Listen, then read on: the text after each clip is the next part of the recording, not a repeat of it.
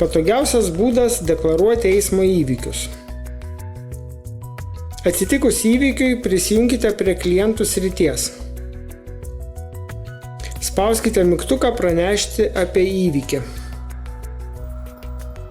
Patikrinkite telefono numerį. Reikia pagalbos kelyje arba pakaitinio automobilio. Įveskite savo asmens kodą.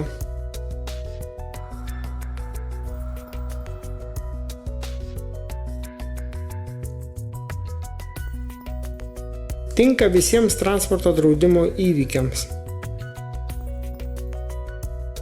Užpildykite įvykio informaciją.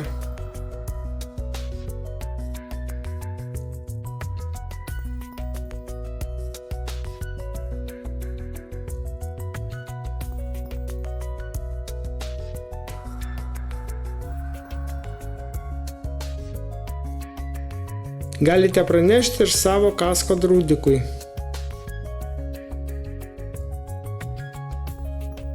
Pridėkite įvykio nuotraukas.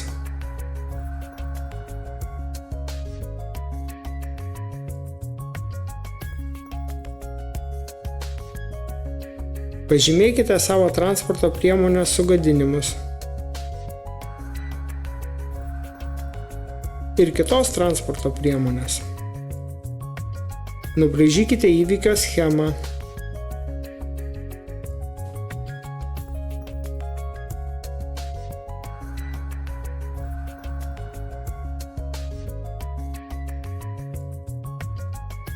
Peržiūrėkite pranešimo duomenis.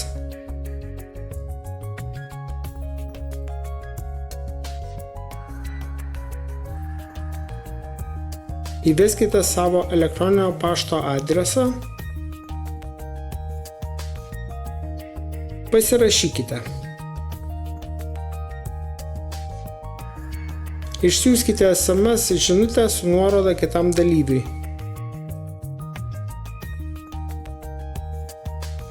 Kai kitas dalyvis pasirašys, išsiųskite pranešimą draudimo kompanijoms.